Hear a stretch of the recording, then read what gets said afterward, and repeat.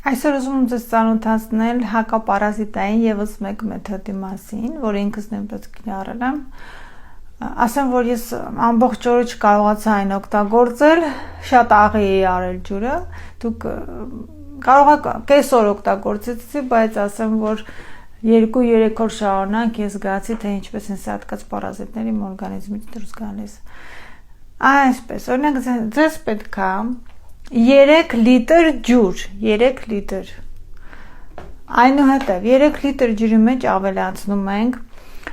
3 թեյի գթալ աղ եւ 2 թեյի գթալ սոդա։ Լավ կլինի ռուսական սոդա ավելացնեք։ Ուղղակի այս տանը չունես, այմսից տալիս։ Այդ ամբողջը խառնում եք։ Այդ օրը ոչի բան չպետք է ուտեք եւ խմեք։ Առավոտը որ արթնանում եք, արդեն այդ թուրմը որ պատրաստել եք, սկսում եք խմել։ Օրվա ընթացքում ինչքան կարող եք այդ 3 լիտր ջուրը խմում եք։ Եթե տեսնեք, որ ասենք օրվա կեսը անցել է, արդեն ջուրը մի քիչ աղի է լինում, սոդան էլ հետ է, ինչու աղի եւ սոդա, աղի եւ սոդան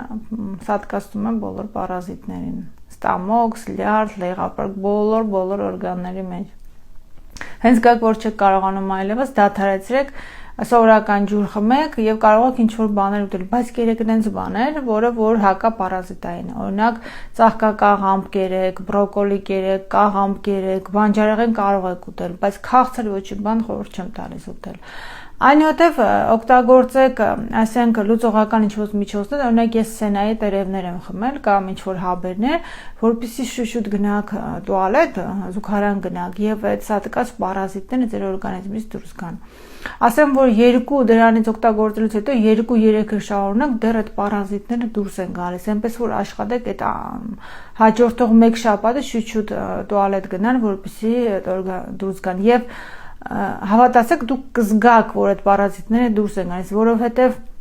երբ որ սովորական ինչ-որ բան ես ուտում, գնում ես, ասենք, տուալետ, դու զգում ես այլ հոտ է գալիս, երբ որ դուք օգտագործում եք հակապարազիտային միջոցներ, երբ որ գնաք տուալետ, դուք կզգաք, որ նեխած ինչ-որ շատ զզվելի հոտ է գալիս քաղաքից, դա սատկած պարազիտներն են։ Դե ինչ, բոլորիս ցանկանում եմ հակապարազիտային շաբաթ։ Առողջ եղեք։ Կհանդիպենք։